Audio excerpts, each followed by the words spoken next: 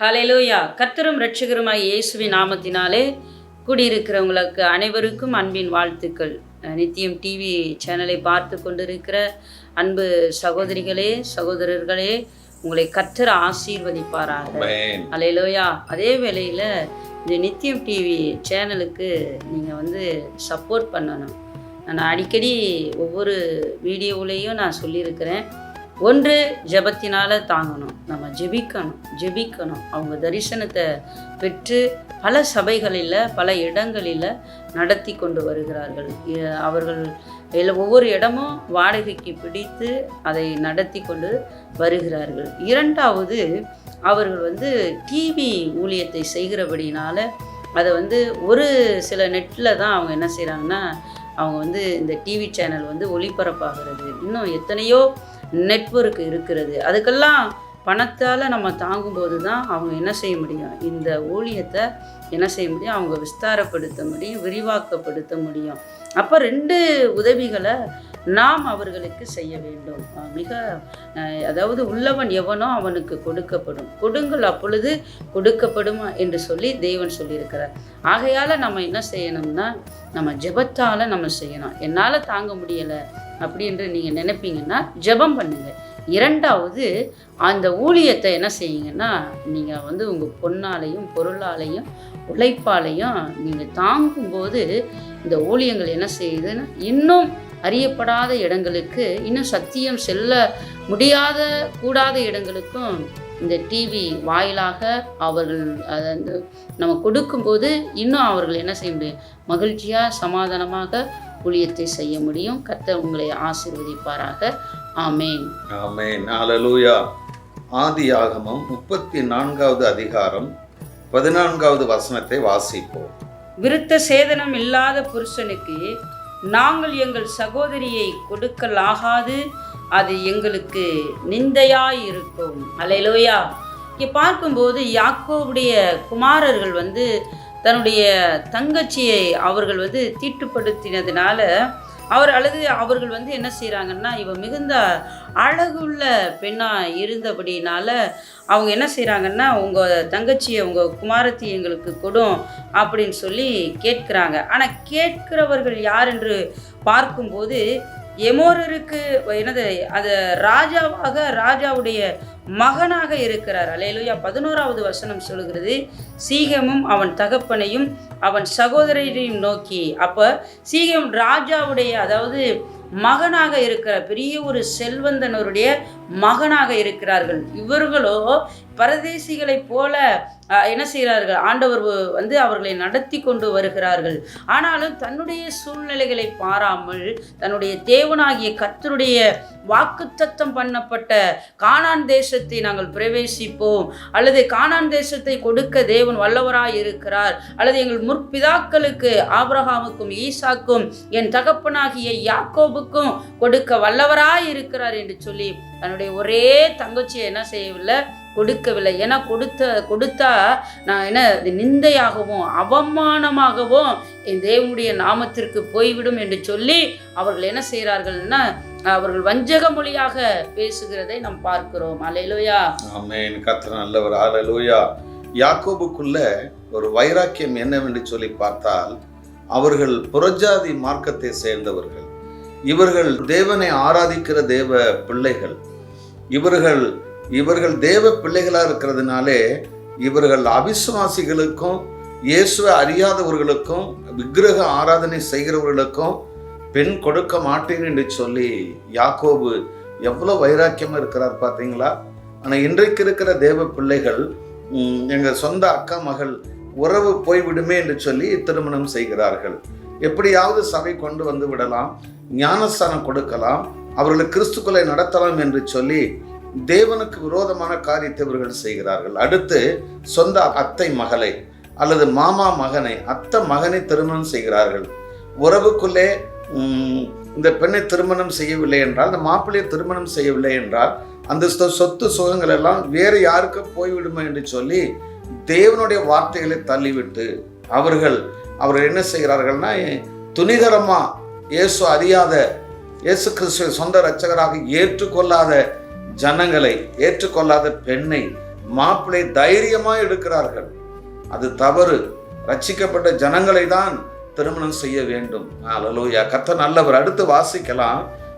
ஆதியாகம புஸ்தகம் 24வது அதிகாரம் 3-4 வாசிப்போம். நான் குடியிருக்கிற கானானியருடைய குமாரத்திகளில் நீ என் குமாரனுக்கு பெண் கொள்ளாமல் நீ என் தேசத்துக்கும் என் இனத்தாரிடத்திற்கும் போய் என் குமாரனாகிய ஈசாக்குக்கு பெண் கொள்வேன். என் வானத்துக்கு தேவனும் பூமிக்கு தேவனுமாகிய கர்த்தர் பேரில் எனக்கு ஆணையிட்டு கொடுக்கும்படிக்கு நீ உன் கையை என் தொடையின் கீழ் வை என்றான். அல்லேலூயா. இங்கே கூட பார்க்கும்போது என்னுடைய அருமையான கணவர் கூட பார்த்தீங்கன்னா அவங்க தாய்க்கு பிறந்த கடைசி பிள்ளை. அல்லேலூயா. இவர்களுக்கு மூத்த ஒரு சகோதரி இருக்கிறார்கள். இவர்களுடைய சகோதரி பிறந்து 10 ஆண்டுகளுக்கு பிறகுதான் இவர்கள் பிறந்தார்கள். மிகவும் அவர்களுடைய தாய் அவருடைய தகப்பன் நேர்த்தியாய் வளர்த்தார்கள். அவர்கள் மிகுந்த அழகுள்ள பிள்ளை என்று. இன்றைக்கு 2 காலும் நடக்க முடியாத, அதாவது போலியோனால என்ன செஞ்சிட்டாங்கன்னா ஒரு ஜுரம் கால் தாக்கப்பட்டு விட்டது. அதனால் நடக்க முடியாமல் போய்விட்டது. ஆனால் அவர்கள் பிறப்பெல்லாம் நல்லா சரியா நம்மை போல நடக்கக்கூடிய ஒரு குழந்தையாக பிறந்தார். நல்ல நேர்த்தியாக இருக்கும்போது அடுத்து நான் 3 வயதுக்கு பிறகு அவர்கள் கால் முடியாமல் போய்விட்டது. தன்னுடைய அதாவது தாயும் அவங்க என்னுடைய மாமனாரும் என்னுடைய மாமியாரும் பார்த்திங்கன்னா மிகவும் வேதனைக்குள்ளாக போய்விட்டார்கள். அழகுள்ள பிள்ளையாக இருக்கிறதே, சிவந்த மேனியாக இருக்கிறானே, இவர்கள் என்னுடைய மகன் எப்படி இந்த பூமியில் வாழப்போகிறான் என்று சொல்லி அவர்களுக்கு நாளுக்கு நாள் கவலையாக மாறிவிட்டது. பின்பு கூட பார்த்திங்கன்னா ஸ்கூலெல்லாம் இன்றைக்கி எம்ஏ எம்ஃபில் முடித்துவிட்டு இன்றைக்கி சிறந்த ஊழியக்காரராக சிறந்த ஊழியங்களை செய்து கொண்டு வருகிறார். நாங்கள் வருகிறோம். அப்படி இருக்கிற வேளையில் தன்னுடைய தாயார் என்ன சொல்லிட்டாங்கன்னா, தன்னுடைய மகளுக்கு ஒரு மகள் இருந்தார்கள், அந்த மகளைத்தான் திருமணம் செய்ய வேண்டும் அப்படின்னு சொல்லி அவர்கள் சாவதற்கு முன்பதாகவே, அதாவது இவங்க இளம் வயதாக இருக்கும் பொழுதே அவங்களுடைய தாயார் இவர்களை நினைத்தே தகப்பனார் ஃபஸ்ட்டு இறந்து போய்விட்டார். அடுத்து தாயாரும் என்னுடைய மாமியாரும் இறந்து போய்விட்டார்கள். இறக்குறதற்கு முன்பதாகவே தன்னுடைய மகளிட்ட சொல்லிட்டாங்க. என்ன சொல்லிட்டாங்கன்னா, என்னுடைய அதாவது மகனுக்கு நீ என்ன செய்ய வேண்டும், இவங்க 2 காலும் முடியாமல் போனது நிமித்தம் பக்கத்து அதாவது தெருவிலே அவர்களை திருமணம் செய்து உறவுகாரர் ஒருவருக்கு தன்னுடைய மகளை திருமணம் செய்து கொடுத்தார்கள்.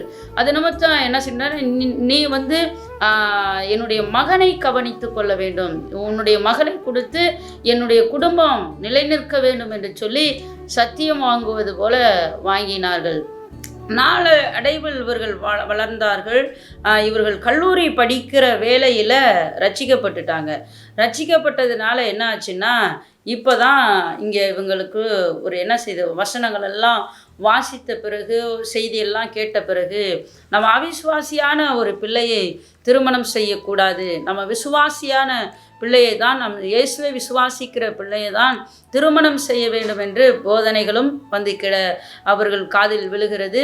அடுத்து வேதத்தையும் வாசிக்கும் பொழுது நான் எப்படி ரட்சிக்கப்படாத பிள்ளை எப்படி திருமணம் செய்ய முடியும், தன்னுடைய சகோதரியுடைய மகளாக கூட இருந்தாலும் கூட நான் எப்படி பண்ண முடியும், அவர்கள் ரட்சிக்கப்படவில்லை, அவருடைய சகோதரி ரட்சிக்கப்பட்டிருந்தார்கள், சகோதரியுடைய மகள் ரட்சிக்கப்படவில்லை, எப்படி நான் திருமணம் செய்ய முடியும், நான் ஒரு ஊழியக்காரனாக இருக்கிறேனே என்று சொல்லி என்னுடைய ஊழியத்தை நான் ஊழியம் செய்யும்போது எனக்கு உதவியாக எல்லா விதத்திலையும் உதவியாக இருக்கிற மகளையே நான் ஒரு ஊழியக்காரியை நான் திருமணம் செய்ய வேண்டும் வைராக்கியமாக இருந்தார்கள். யார் வைராக்கியமாக இருந்தார்?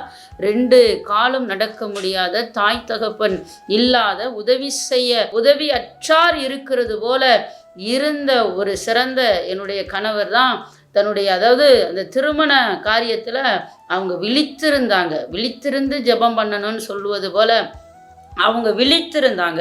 அப்போ இந்த காரியத்துக்காக வைராக்கியமாக நின்றதுனால தான் நான் சொன்னேன். நான் 3 வருடங்கள் சிங்கப்பூர் தேசத்தில் வேலை செஞ்சுக்கிட்டு இருந்தேன். அப்போ வேலை செஞ்சுக்கிட்டு இருக்கையில் என்னால் வேலை செய்யவே முடியவில்லை. காரணம் என்னவென்று சொன்னால், இவர்கள் திருமண துணை நான் தான் என்று தேவன் தீர்மானித்தபடினால என்னால் அங்கே என்ன செய்ய முடியவில்லை, வேலை செய்ய முடியல. இந்தியாவுக்கு போக வேண்டும், ஊழியம் செய்ய வேண்டும், இந்த 2 எண்ணங்கள் தான் என்னை போட்டு வாட்டியது, வதக்கியது, வாஞ்சித்தது. அல்லேலூயா. அப்படி இருக்கிற வேளையில் தான் நான் என்னுடைய சொந்த ஊருக்கு நான் வரும்போது என்னை பெண் கேட்டு என்ன செய்தார்கள், இந்த திருமணத்தை முடித்து இன்றைக்கு நாங்கள் குடும்பமாக எத்தனையோ இல்லாமல் எங்களிடத்தில் இருக்கிறது. ஒரு முறை ₹1 தான் ஷாம்பு. அந்த ₹1 ஷாம்பு கூட வாங்கி எனக்கு தலைக்கு போட்டு குளிக்க முடியாத சூழ்நிலைகள்லாம் இருந்தது. அல்லேலூயா. அந்த சூழ்நிலைகளிலும் முறுமுறுப்பு இல்லாமல் அன்பா ஒற்றுமையாக, ஏன்னா 2 பேரும் ஊழியக்காரர்களாக இருக்கிறோம், 2 பேரும் ஊழிய தரிசனத்தை பெற்றிருக்கிறோம், 2 பேரும் ஊழிய வாஞ்சிகளை நாங்கள் என்ன செஞ்சிருக்கிறோம், ஆத்துமா வாரம் கொண்டவர்களாக இருக்கிறோம்.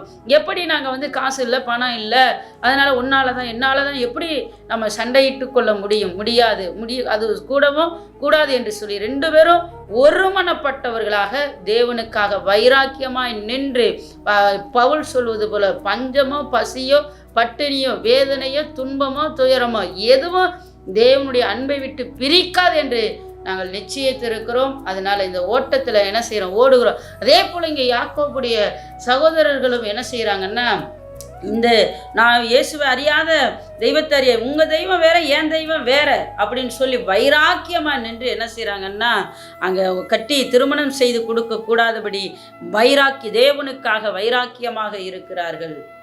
ஆமென். கர்த்தர் நல்லவர். அடுத்து வாசிப்போம். 2 கொரிந்தியர் 6ஆம் அதிகாரம் 14வது வசனம். எழுதியிருக்கிறதை வாசிப்போம். அந்நிய நுகத்திலே அவிசுவாசிகளுடன் பிணைக்கப்படாதிருப்பீர்களாக. நீதிக்கும் அநீதிக்கும் சம்பந்தம் ஏது? ஒளிக்கும் இருளுக்கும் ஐக்கியம் ஏது? கர்த்தர் நல்லவர். ஆமென். இந்த வசனங்களை வாசிக்கும் பொழுது என்னை வளர்த்தவர்கள், படிக்க வைத்த அக்கா குடும்பத்தில் உள்ளதான அக்கா மகளை தான் திருமணம் செய்ய வேண்டும். ஆனால் அக்கா மகள் நல்ல ஒரு நேர்த்தியான பெண். ஆனால் இயேசுவை சொந்த இரட்சகராக ஏற்றுக்கொள்ளவில்லை. அவர்களுக்கு அதில் இஷ்டம் இருந்துச்சா என்னன்னு எனக்கு தெரியலை. அதனால் திருமண வயது வரும் பொழுது இப்படி எழுதியிருக்கிறதே, எப்படி என்னோட அக்கா மகளை திருமணம் செய்வது? 2 கால்களும் முடியாமல் இருக்கிறதுனாலே பெண் கிடைப்பது ரொம்ப கடினமாக இருந்தது. யாரும் திருமணம் செய்ய முன் வரவில்லை. ஏனென்றால் வேலையும் இல்லை, வருமானமும் இல்லை, ஊழியமே செய்து கொண்டிருக்கிறேன். அப்பொழுது நான் அந்த 2 ஆண்டுகள் நான் ஜெபித்தேன். ஆண்டவரே, எனக்கு இயேசு அறியாத பெண்ணு வேண்டாம், எனக்கு இயேசு அறிஞ்ச பெண்ணு தான் வேண்டும்னு சொல்லி வைராக்கியமாக நான் ஜெபித்தேன், கண்ணீரோடு ஜெபித்தேன். யாருமே பெண் பார்க்கறதுக்கு ஆட்களே இல்லை, யாரிடத்திலும் சொல்ல முடியாது, அக்கா கிட்டையும் சொல்ல முடியாது. என்னிடத்தில் பெண் இருக்கும் பொழுது எப்படி நான் இன்னொரு பெண்ணை பார்ப்பேன் என்று சொல்லுவார்கள். ஆனால் வேதத்தின்படி இது எழுதியிருக்கிறதுன்னு சொல்லி எனக்குள்ள ஒரு வைராக்கியம், ஒரு கனமான ஊழியத்தை செய்ய வேண்டும் என்று சொல்லி பார்க்கும் பொழுது இதில் அந்நிய நுகத்தில் அவிசுவாசியுடன் பிணைக்கப்படக்கூடாதுன்னு சொல்லி தெளிவாக எழுதியிருக்கிறது. நான் என்னோட அக்கா மாமாவே நான் பார்க்க முடியலை. வளர்த்தவர்கள் தான், சாப்பாடு கொடுத்தவர்கள், சின்னதை பெரிதாக்கினவர்கள். பாருங்க, நான் எவ்வளவு ஆண்டவருக்காக எவ்வளவு வைராக்கியம் பாராட்டுகிறேன்னு சொல்லி நீங்க பாருங்க. வேதத்தின்படி என்னுடைய தாயோ தகப்பனோ அக்காவோ மாமாவோ உறவினர்களோ அவர்களை பார்க்கிலும் வேதம் எனக்கு என்ன சொல்லுகிறது, அவர்களோட தயவு எனக்கு இருந்தது. அது நல்லது, தேவன் அவர்களை ஆசீர்வதிப்பார்.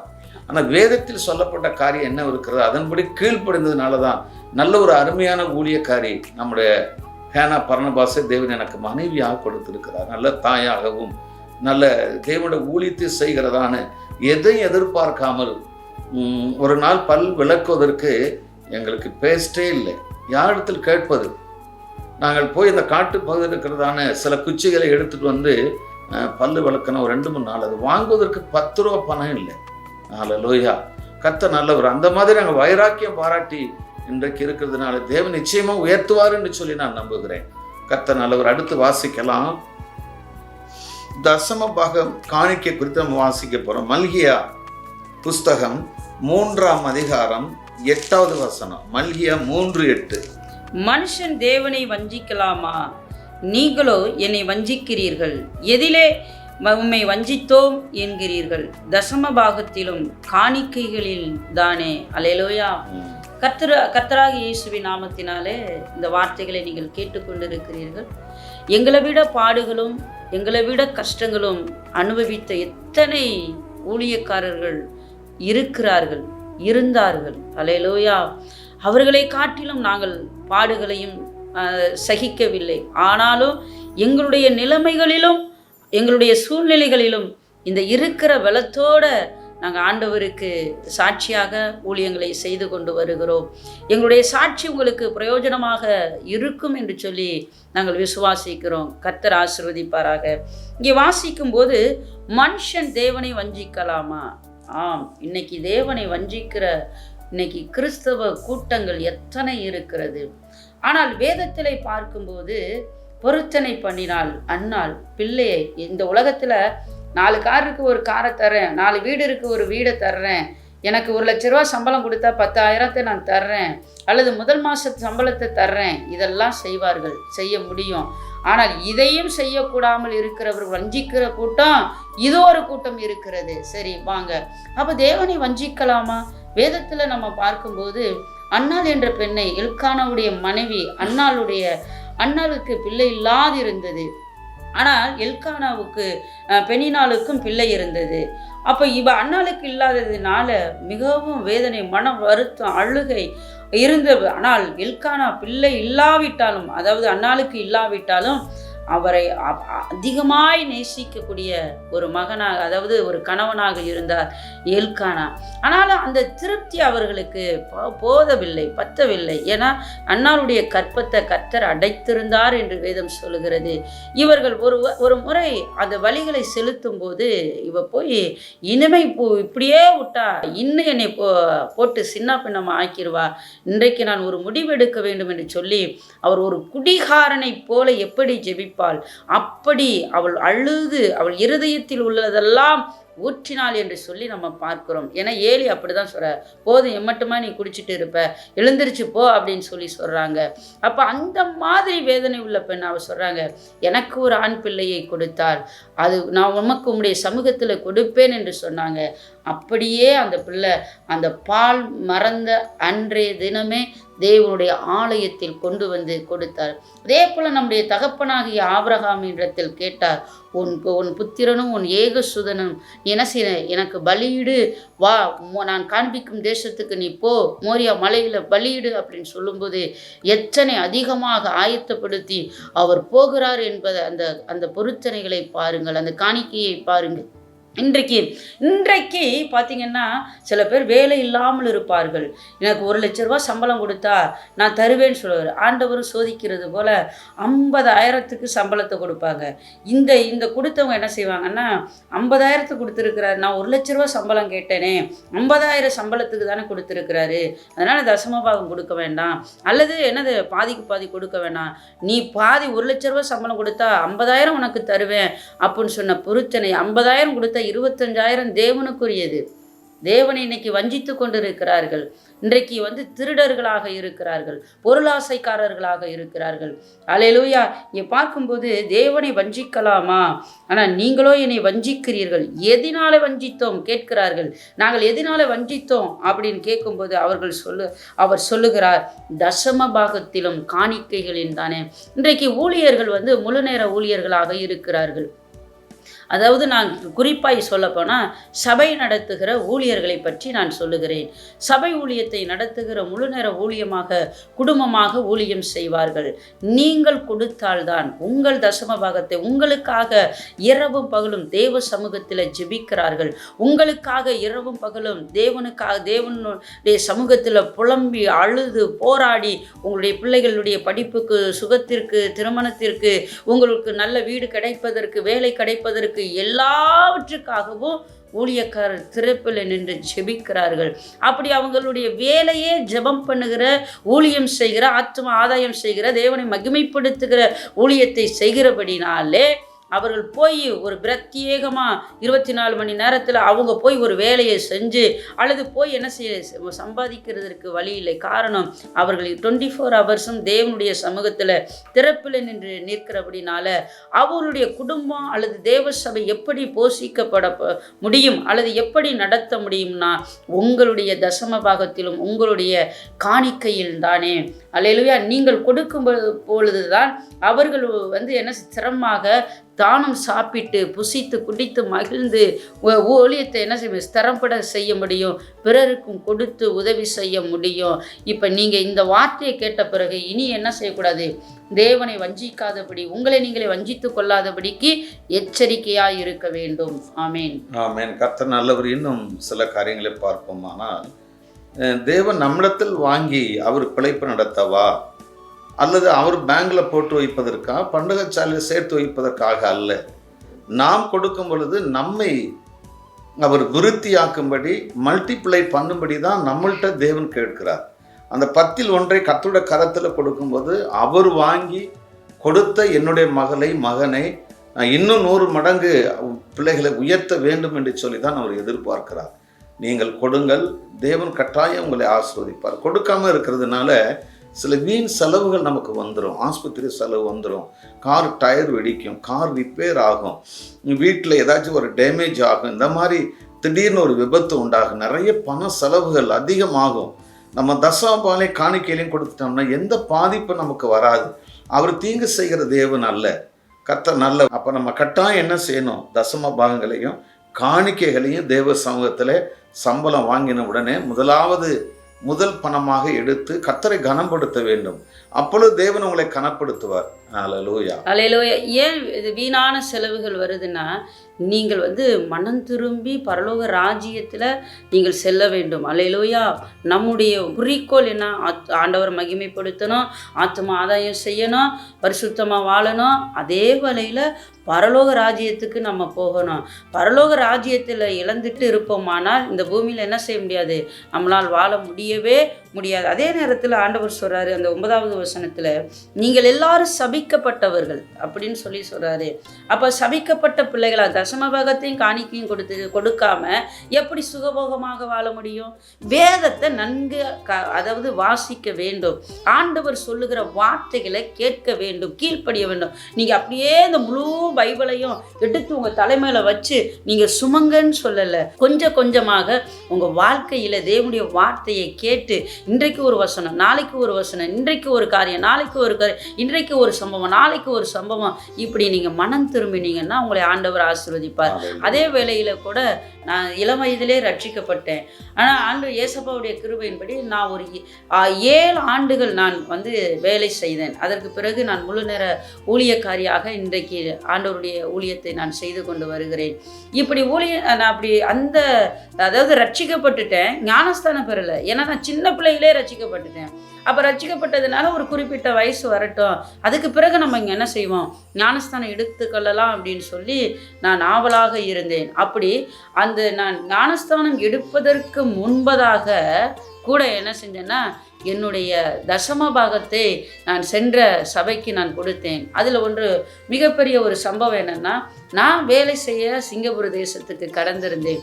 அந்த தேவ சபையில் ஹவுஸ் ஆஃப் காட் அப்படின்னு சொல்லி யூசன் ஸ்ட்ரீட், அதாவது காத்தி பக்கத்தில் இருக்கிறது அந்த சபை.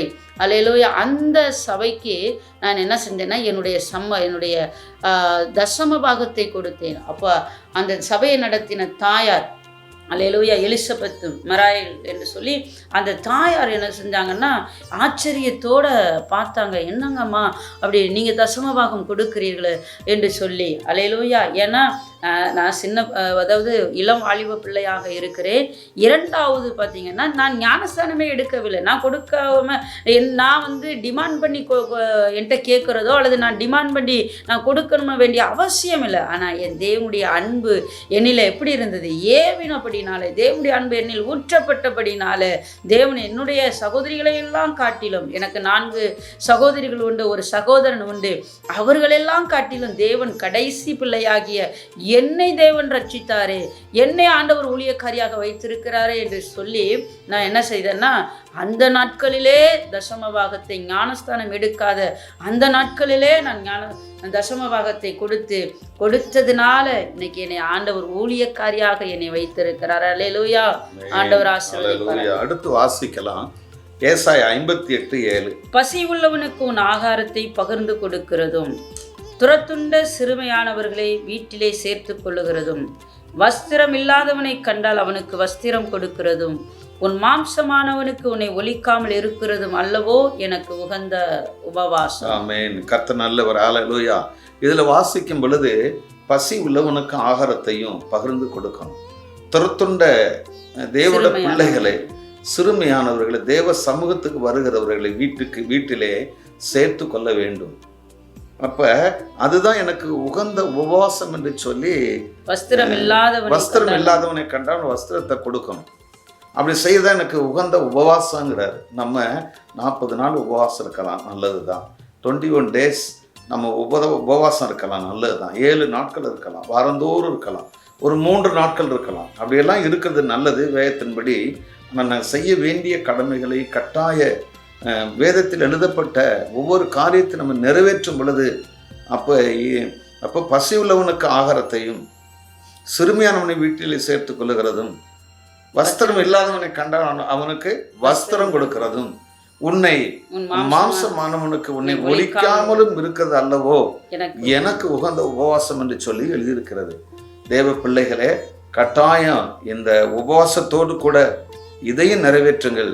தேவன் உங்களை ஆசீர்வதிப்பார். அடுத்து எப்படி தர்மம் செய்ய வேண்டும் என்று சொல்லி அப்போஸ்தலர் நடபடிகள் 10:2 வாசிக்கலாம். அவன் தேவ பக்தி உள்ளவனும் தன் வீட்டார் அனைவரோடும் தேவனுக்கு பயந்தவனுமாயிருந்து ஜனங்களுக்கு மிகுந்த தருமங்களை செய்து எப்பொழுதும் தேவனை நோக்கி ஜெபம் பண்ணி கொண்டிருந்தான்.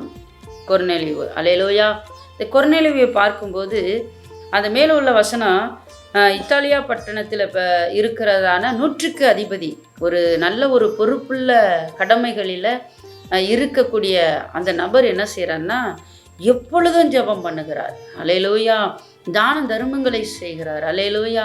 தான தர்மத்தை செய்து எப்பொழுதும் செய்கிறார். தேவ பக்தி உள்ளவனாக இருக்கிறார். தன் வீட்டார் அனைவரோடும் கூட சாட்சியாக மாதிரியாக வாழ்கிறதை இங்கே பார்க்கிறோம். பிரியமானவர்களே, நாம் சாட்சியாக இருந்தால்தான் நம்முடைய சந்ததி சாட்சிகளாக இருக்க முடியும்.